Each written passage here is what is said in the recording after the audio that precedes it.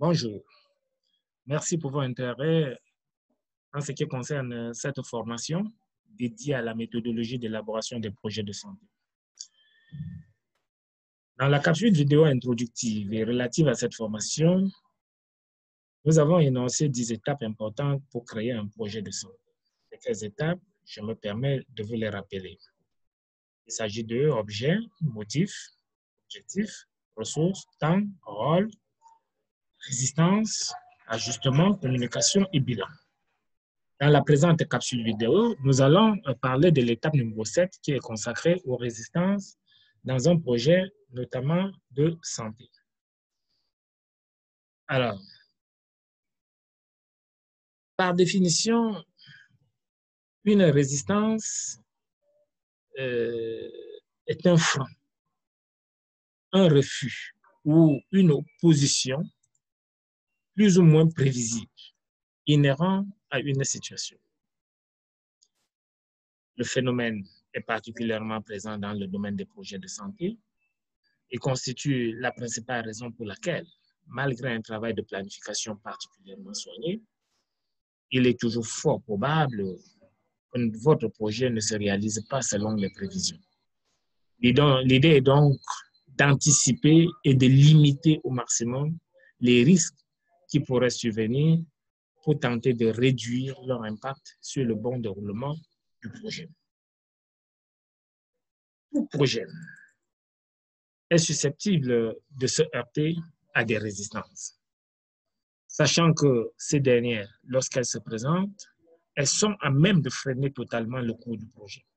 C'est pourquoi un travail prospectif et rigoureux sur cette question est attendu des auteurs du projet pendant sa phase d'élaboration. Les auteurs du projet, au moment de son élaboration, ne doivent pas hésiter à envisager le pire. Il s'agira précisément de savoir faire face et gérer les situations de tension ou de crise en y pensant avant qu'elles ne se produisent. Tout responsable de projet doit se poser une première question. Est-ce que le contexte est plutôt globalement favorable ou hostile pour le projet de santé en question ou d'intérêt? Cette importante interrogation peut conduire à une étude approfondie afin de détailler les risques ou les atouts. Comme quoi, un homme averti en vaut deux. Les résistances seront probablement humaines ou organisationnelles. Dans ce cas, on s'efforcera de prendre le recul nécessaire pour bien identifier la nature de celle-ci. L'expérience montre que l'on peut en retenir quatre. La résistance peut être passive, elle peut être négative, elle peut être constructive, mais elle peut également être structurante. Une résistance passive se manifestera par l'inertie ou l'indifférence de l'ensemble ou d'une partie des parties prenantes au projet. Une résistance négative, quant à elle, sera détectée à travers des polémiques, des critiques acerbes et autres obstructions. Une résistance constructive se manifestera, quant à elle, à travers notamment des apports et autres amendements de très grande ampleur. Et enfin, une résistance structurante va se manifester à travers l'émergence des contre-projets. Il convient, de la part des auteurs d'un projet de santé donné, de bien analyser ces résistances, si ce n'est de les prévoir, et d'estimer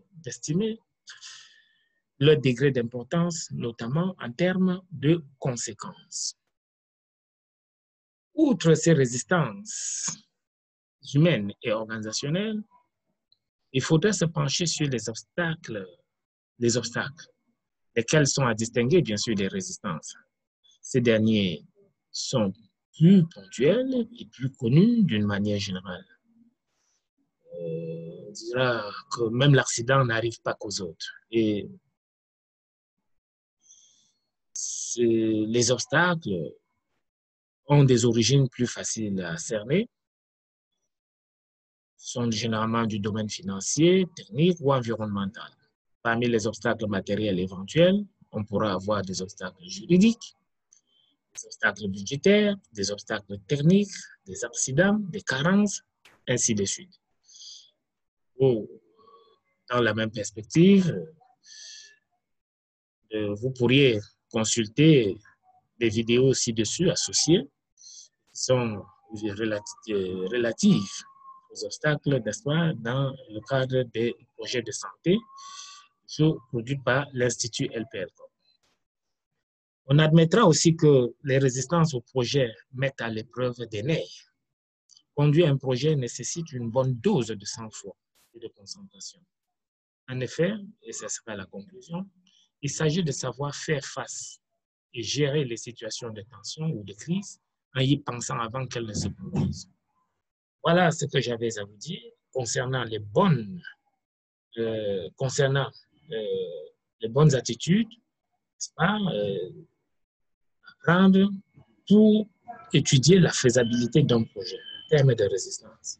Si vous avez des questions, n'hésitez pas à me les poser. Je me ferai toujours le plaisir d'y répondre dans le cadre de nos séminaires en présentiel ou par visioconférence.